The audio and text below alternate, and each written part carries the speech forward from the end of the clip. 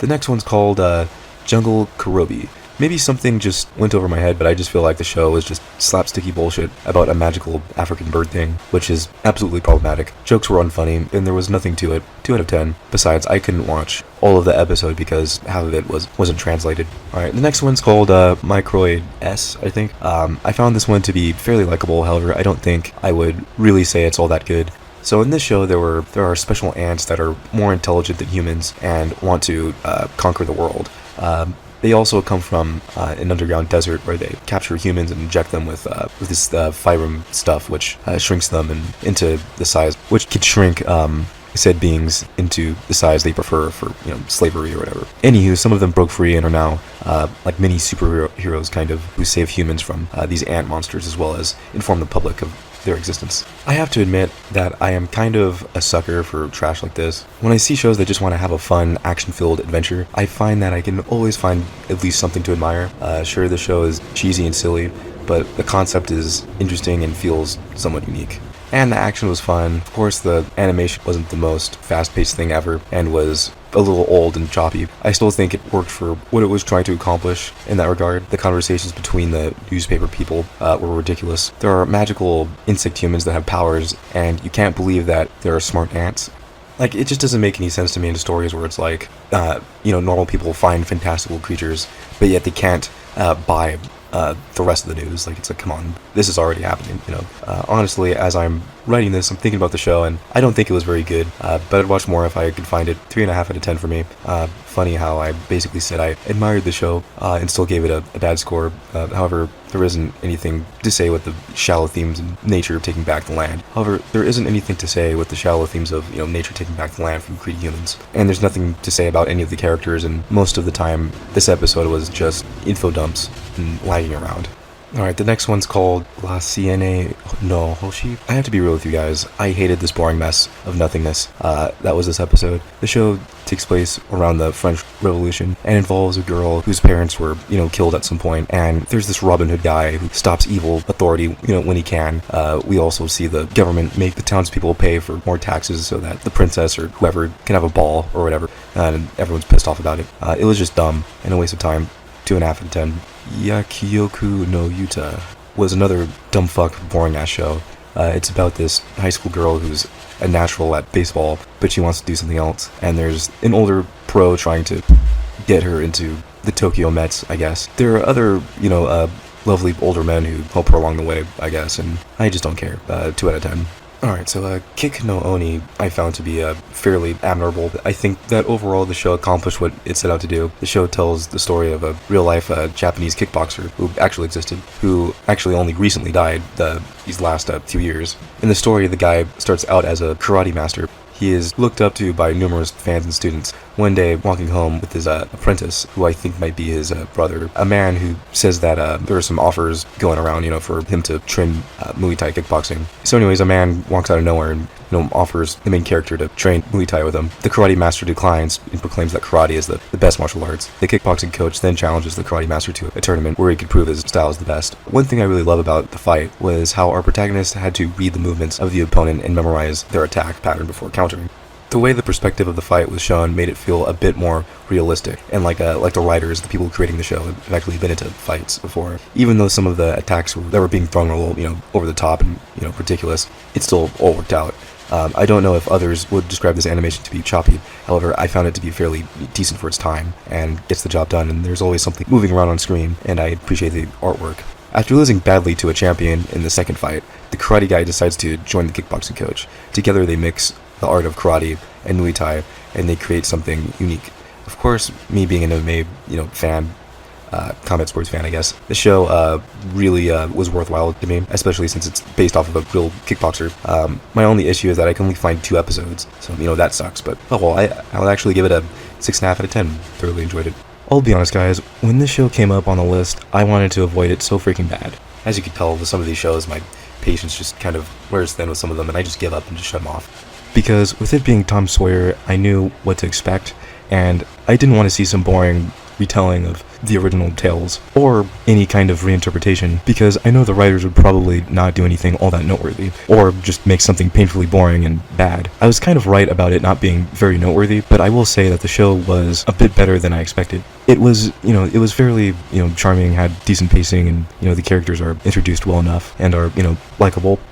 Sawyer and his friend, Huckleberry Finn, are shown as rapscallions of some kind. But I will say, they're not childishly annoying like I anticipated them to be, and I did find what they were doing to be somewhat entertaining, and I liked their interesting, childlike friendship. They're wholesome. I like how the writers didn't just cop out and make the, children a bunch of brats.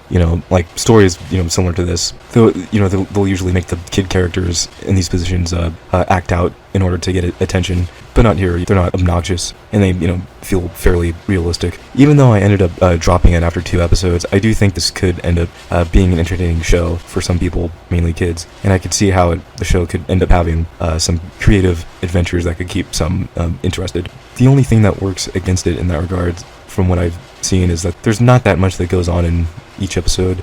I feel like I get the point, and there's not a whole lot that I could really, grasp onto in order to keep watching. I just wanted to point out, it was pretty stupid how in episode 2 all the kids got cucked by Tom. It didn't make any sense how they were strangely inspired to help paint the fence and wear out their arms in the process. Like, how did they not know they were being used? It's just a silly kid show about camaraderie and silly misadventures. Maybe the later episodes explore more about these characters, but these 2 episodes were just so simple with such little going on. I doubt that I'll have any more going on in the future. The animation did seem dated and not super fluid. However, I would argue that the animation was not bad for what it was trying to be, and there was a fair amount of movement and non-stilted static shots. Despite the positives, this show was still say that there's not a whole lot of reason to care about what's happening, because it is basically just a show about kids getting involved in stupid, silly shit and not a whole lot else. Tom's misadventures were interesting, but I don't know if I would want to watch 50-something episodes about these type of stories. I scrolled through the other episodes, and it seemed like there wasn't a whole lot of progression. I could be wrong, but the show just didn't seem worth watching a million different meandering hijinks, ensued fucking pranks done by Tom and Huck. There was nothing that the show really does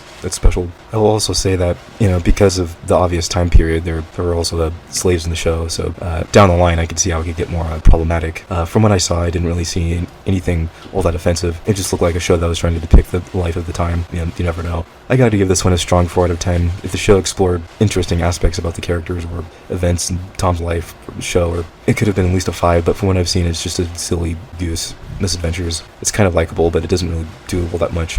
I no Kako Kori Monogatari.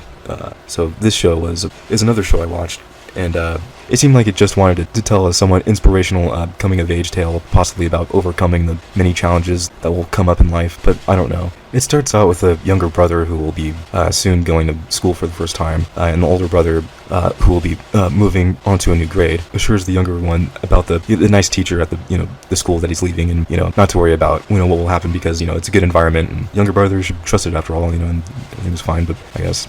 And then after this, we find out that the older brother could be getting a mean teacher, but despite, of course, this has the older brother upset, despite reassuring his younger brother of the exact same thing. The older brother ends up getting a pep talk from the dad, and you find out that the weird-looking pedo teacher was not so bad. The only real point that I could really gather from the show was that, the teacher, younger brother, and the kind of kind-natured friends and family that's around him, could provide our main character, with the wisdom that he needs, throughout the different struggles that he has through life, or whatever. But I am going off of the only one episode that I could find, and I couldn't, confirm if the show ends up doing anything else. But I don't know, with this first episode, I feel like the writers gave you a feel for what the rest of the show could be. But with that being said, this first episode was just too boring and, stilted with not much happening, nothing to go on as far as what the show could entail. I can only really speculate. The show had very old-looking animation, but it at least tried to keep things moving on the screen. The pacing between scenes, I guess, were alright, but however, I thought the first episode could have had some time shaved off. It was a little too long, and it could have been more productive about accomplishing what it wanted us out to do. The show just overall just seemed really cheesy. Doesn't really excite me or anyone else really to keep watching. For now, I'll just be nice and give it a 4 out of 10, but not very good. Alright, so the next one up is called Belle and Sebastian. Anyways, this show is a wholesome story about a gigantic monster dog who is the god of all canines. No one knows why this dog is so strong or why it is so smart, but as mankind starts acting asshole-ish, the beast steps up to save the day, and because of this, many have set out to destroy the beast. Overall, I did like this tale, however, this didn't need to be 27 minutes. It could have been a little more shorter and concise. There's also an orphan kid that has to deal with typical orphan kid shit, and challenges in life bringing him down or whatever. I almost wish this was 2 different shows because I like what both characters have to offer the show. We learn a little bit more about the orphan kid, and he talked to his friend, I guess, who was kind of like a mom to him. They have a very likable relationship. And as we see, the kid has to steal some food and, with help from the cashier candy lady. Of course, the show does a good job making you feel bad for him. It's another sad sap story, but the difference between this and, the other melodramatic shows is that there's a lot of show, don't tell. It doesn't just drag on exposition. The kid doesn't have a whole lot of people around him that care, so it is sad.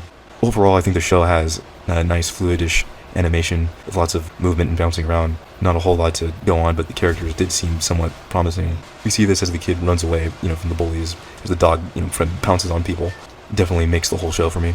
The dog is cute and, is based as hell. However, I could see that the stories that these two create end up, becoming very stale and repetitive after a while. I couldn't find any other episodes, but, I would like to see where it goes. What bothers me about this premise is that I know that because of the kid and the dog being in the same story together, I just know, the type of stories that will come out of their relationship will just be like the human having to bail the dog out of trouble, and vice versa. Them pretty much having to just save each other, again and again. I think that would just end up becoming repetitive and boring. And I would think that we would also see more of the dog having more encounters with people who would want to kill him. And I don't care to keep seeing the same man misunderstanding nature plot over and over again. I would almost rather see the kid just do what he was doing in the beginning for the rest of the show. However, I do like the bond between the 2 characters, I guess. It also just dawned on me that the official premise of the show is that the kid sets out on a journey to find the mother that he knows is still alive. I didn't know this because I don't think this was set up the one episode I could find. I guess the dog aiding him on this adventure could be interesting, but, too bad I couldn't see what would happen. Strong 5 out of 10. I don't know. Interesting to check out if you could find it.